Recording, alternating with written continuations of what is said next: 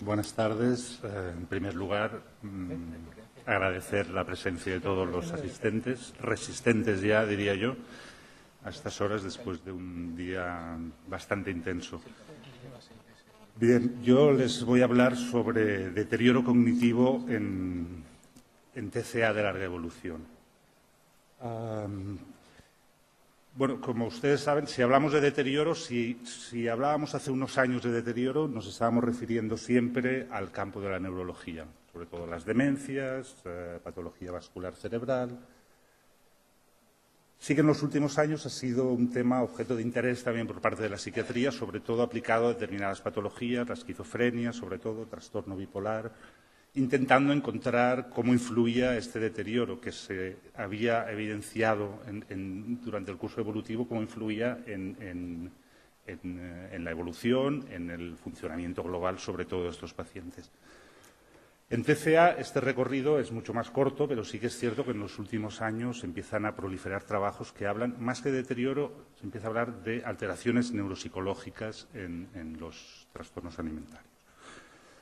Nosotros desde ITA nos planteamos este problema en el contexto de una realidad que es lo que tenemos cada vez más día a día, que se ha estado hablando ya en esta mesa y en otras a lo largo de las jornadas, que tiene que ver con que cada vez vemos pacientes con más tiempo de evolución, con más problemática asociada en definitiva a la cronicidad.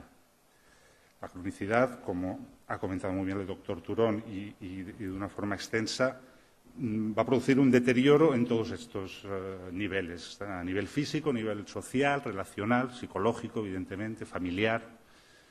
Lo que nosotros nos preguntamos si hay, además de estos deterioros, también un deterioro que puede afectar a las funciones cognitivas. Y no solo nos quedamos ahí, sino nos preguntamos si, influyendo sobre este factor, podemos mejorar el resto de funcionamientos alterados. Bien, si miramos la literatura que hay sobre el tema, pues realmente lo que nos encontramos, en primer lugar, es que no hay nada que hable del deterioro en TCA en relación con la evolución. Sí hay trabajos que hablan sobre déficits cognitivos en trastornos alimentarios, pero realmente hay un consenso bajo respecto a qué pasa con estas alteraciones, ¿no? Probablemente esta falta de consenso tiene que ver con varios factores. Hay menos trabajos sobre este tema en TCA que en otras patologías. Muchos son estudios con baja consistencia en el diseño, en la metodología. Se utiliza una gran variabilidad de test, con lo cual es difícil llegar a conclusiones más globales o más unitarias. También muchos de los test que se utilizan son los que se han utilizado para medir estos déficits, pero en patologías más graves, con lo cual hay una dificultad para captar estos déficits que probablemente son más sutiles en los TCAs. Y, por último, aspectos que tienen que ver con el propio diagnóstico del TCA, la heterogeneidad, la variabilidad diagnóstica, son aspectos que ya también han sido comentados, y influencia de otros factores que tienen que ver con la comorbilidad, ¿no? Las patologías, los tóxicos, etc.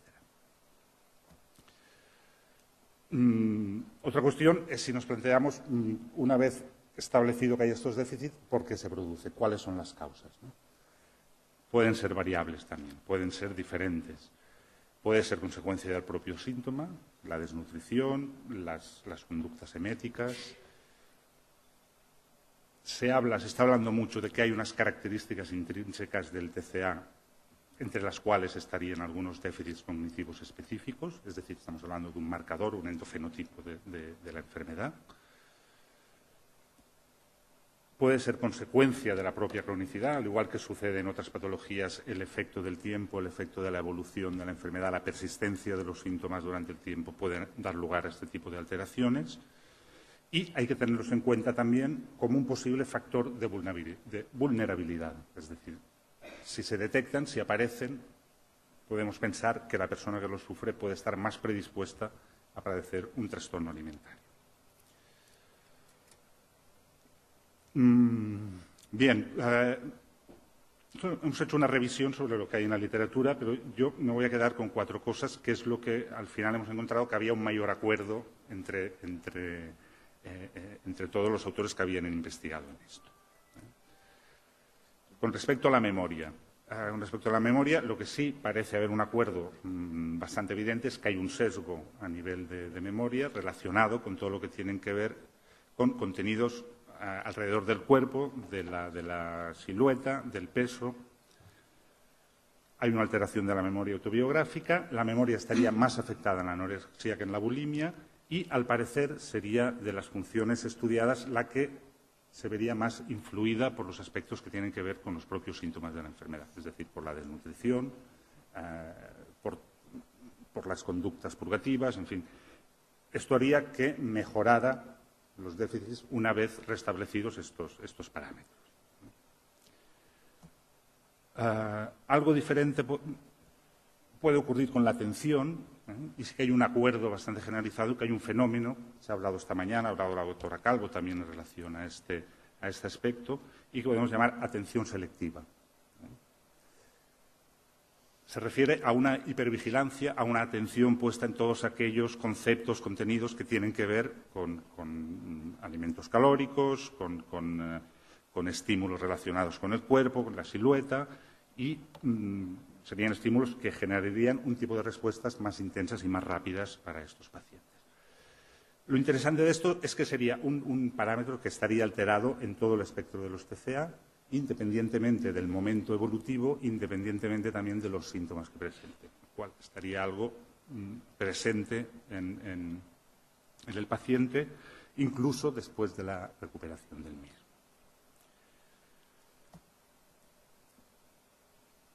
Algo similar ocurre con otra función que llamamos la flexibilidad cognitiva. Se ha trabajado mucho con este parámetro desde el equipo de Chanturia, en el Maudsley, y sería también otro de los parámetros que estaría alterado en cualquier momento de la enfermedad, independientemente de los síntomas y del estado físico, incluso hallándose en familiares sanos de pacientes afectados. Este concepto se refiere a unas dificultades en la adaptación ante nuevos requerimientos del ambiente. Es algo que podemos reconocer, si pensamos en los pacientes, con la rigidez, la atención centrada en algo muy concreto y que cuesta mucho cambiar cuando recibe una necesidad diferente de la que está acostumbrada. Bueno, es una función valorable con diversas pruebas neuropsicológicas. Una de ellas es la prueba de Stroop, que es la imagen que tenéis, y podemos conceptualizarla en dos aspectos diferenciados. Una tendría con estas dificultades para cambiar de estrategia ante una situación nueva, es lo que llamaríamos set shifting, y el otro parámetro que llamamos la coherencia central tendría que ver con una capacidad aumentada para poner la atención en el detalle, mientras que habría una dificultad para poder darse cuenta de la globalidad. Dicho de otra manera, el árbol no, impide ver el bosque, ¿vale? También reconocible en nuestros pacientes, centradas en aspectos a veces banales, a veces muy poco importantes, o en las reglas o en las normas, con incapacidad de ver la globalidad de sus objetivos en su vida o de su proceso terapéutico.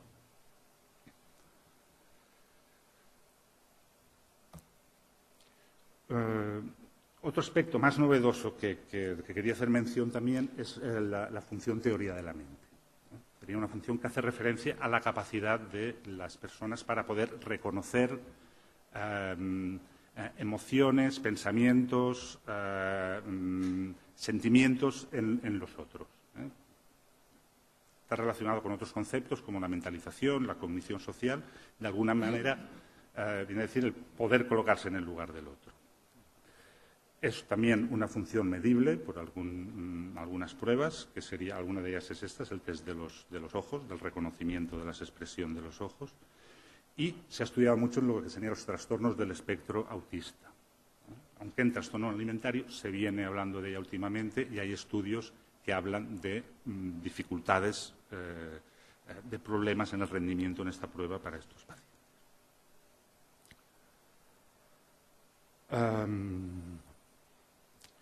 Bueno, una vez llegados aquí, podemos entender que hay algún tipo de déficits que podrían ser específicos de estos trastornos. Nos preguntaríamos ahora qué pasa con la evolución, qué pasa con el paso del tiempo, la persistencia de los síntomas durante tiempo prolongado. Como decía, no hay estudios en la literatura sobre este aspecto y nosotros nos planteamos el poder llevar a cabo un estudio que nos pudiera responder a esta pregunta de qué pasa en estos pacientes. Bien, la idea era contestar a esta pregunta, ver si hay algunas alteraciones cognitivas que puedan constituir un marcador específico de los TCA y también ver si hay diferencias según el diagnóstico al cabo del tiempo. Bueno, me voy a referir también sintéticamente al estudio. Lo que hicimos fue comparar dos grupos de pacientes, unas de corta evolución, de menos de 2 años de evolución, a las que llamamos debutantes, y unas pacientes de evolución más larga, más de 10 años de evolución. A su vez, cada grupo lo comparamos con un grupo control, de controles sanos, también con edades similares para cada uno de los dos. ¿Vale? Cada grupo eran 33 pacientes. Utilizamos una batería de exploración neuropsicológica que está consensuada para su utilización en trastornos de alimentación, la Ravello Profile, y bueno, utilizamos esta exploración en todos los pacientes estudiados. Se incluyeron pacientes con diagnóstico de trastorno alimentario, anorexia, bulimia o trastorno no especificado, que estuvieran en tratamiento en régimen de hospitalización o hospital de día, y se excluyeron pacientes que estuvieran en un infrapeso, un IMC de menos de 18 para evitar interferencias de su situación física y que hubiera un diagnóstico de psicosis en el eje 1 o consumo activo de sustancias en las últimas 2 semanas. Bueno, son algunos datos de la descripción de la muestra. Simplemente decir que eran muestras similares al comparar con el grupo control. Diferentes, evidentemente, en el tiempo de evolución las debutantes de más de 10 años, como vemos aquí, de 15 años de media y de 1,8 en el grupo de debutantes. Y esta es la distribución diagnóstica. Bien, lo que nos encontramos en los resultados fue que en la gran mayoría de pruebas, excepto estas dos, el vocabulario y fluidez verbal, había diferencias significativas con el paso del tiempo. Es decir, las pacientes que llevaban 10 años o más de evolución tenían significativamente mucha más posibilidad de tener estas funciones cognitivas deterioradas. Y eso era significativo para todas las pruebas. Las pruebas que nos resultaron significativas, una de ellas lo que nos venía a decir era que partíamos de un mismo nivel de inteligencia basal, lo cual de alguna manera apoyaba también el planteamiento que hacíamos. Bueno, a ver, en este punto ustedes se pueden preguntar bueno, ¿y esto a mí de qué me sirve, no? Bueno, el poder saber esto. Yo, a ver, para empezar, les digo que no soy neuropsicólogo y a mí lo que me interesa realmente esto es saber cómo puedo aplicarlo en la asistencia, que es a lo que me dedico. Y yo creo que es importante en el sentido de que puede abrir una nueva dimensión a lo que es el planteamiento que hacemos con nuestros pacientes y el abordaje que ofrecemos. En el sentido de, bueno, en primer lugar, poder comprender algo mejor lo que les está sucediendo, es evidente. Y en el sentido de poder entender también de que algunas de las cosas que les pasan pueden tener que ver con algo más allá de los síntomas o con rasgos de personalidad. Es decir, si una paciente fracasa en el tratamiento o tiene dificultades para mantener una actividad académica o laboral, puede tener que ver con aspectos relacionados con una dificultad en procesar la información. La información no es procesada de igual manera de nuestras pacientes que una persona que no padece esta enfermedad. Bien, a partir de aquí lo que nos parecía coherente sería pensar en cómo intervenir sobre este tipo de déficits, de alteraciones, para poder corregirlos, mejorarlos y influir en el funcionamiento global, que era el objetivo que nos planteábamos. Bueno. Nos planteamos, pues, un programa al que llamamos de remediación cognitiva, tomando el nombre de ya programas que se habían empezado a utilizar con estas características, y les quiero presentar lo que sería la idea del programa, el cómo nos planteamos el desarrollarlo. Lo que no les puedo presentar son resultados porque todavía no los tenemos, pero sí el planteamiento que hicimos de él. En primer lugar, ¿por qué nos planteábamos un programa de estas características? Yo creo que ya tenemos argumentos que pueden contestar a ello. Es decir, bueno, hemos evidenciado la presencia de déficits a estos niveles.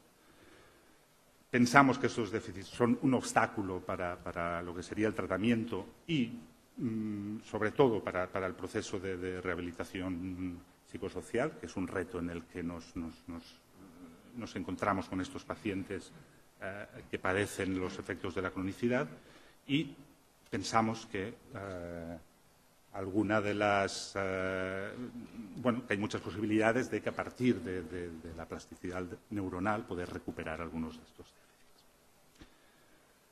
Nos basamos en programas ya puestos en marcha en otros dispositivos.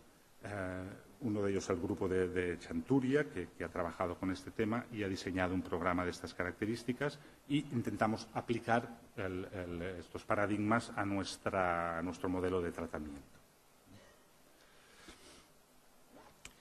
Es un programa que también ha sido utilizado en otro tipo de patologías, como la esquizofrenia o el TOC, con resultados desiguales, podríamos decir así.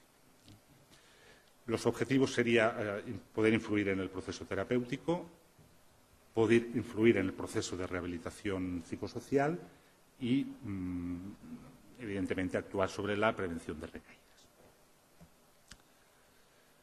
Nosotros nos hemos planteado utilizar este tipo de intervención de entrada en pacientes con largo tiempo de evolución,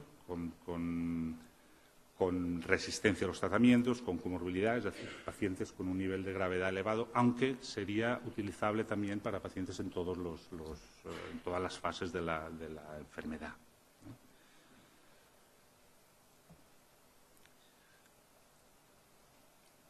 Bien, un poco lo que sería el diseño del programa. La idea sería realizar una evaluación neuropsicológica inicial, detectar las funciones alteradas en cada persona.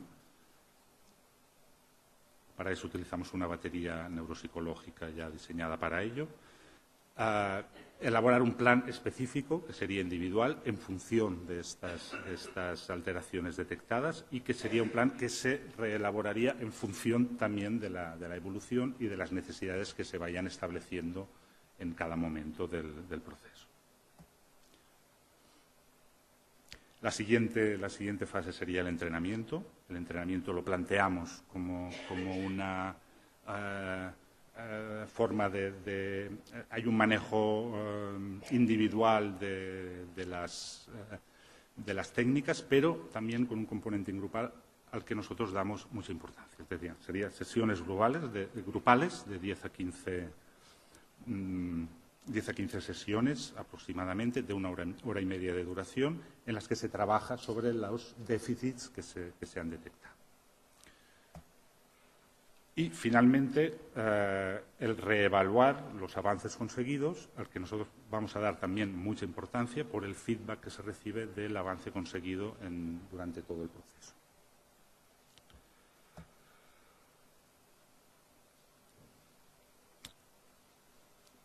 Bueno, esto lo he comentado, y simplemente para acabar, pues también algunas imágenes de la forma del tipo de intervención que utilizamos. Desde ejercicios de tipo computerizado, trabajo a través de actividades más prácticas que se trabajan en muchas ocasiones. Podemos trabajar en parejas, entre dos, utilizar formas de cómo llegar a hacer trayectorias en planos. También trabajo en parejas a base de de figuras en múltiples formatos, en el que una de las pacientes describe a la otra la figura y la otra tiene que elaborarla. Trabajo con ilusiones ópticas e incluso con juegos de ingenio, juegos de mesa ya específicos para alguna de estas funciones. Trabajos ya más en la línea de elaborar frases, palabras, resúmenes de comprensión, lectura. Y lo que es importante, la aplicación de todas estas técnicas entrenadas en lo que sería la actividad cotidiana.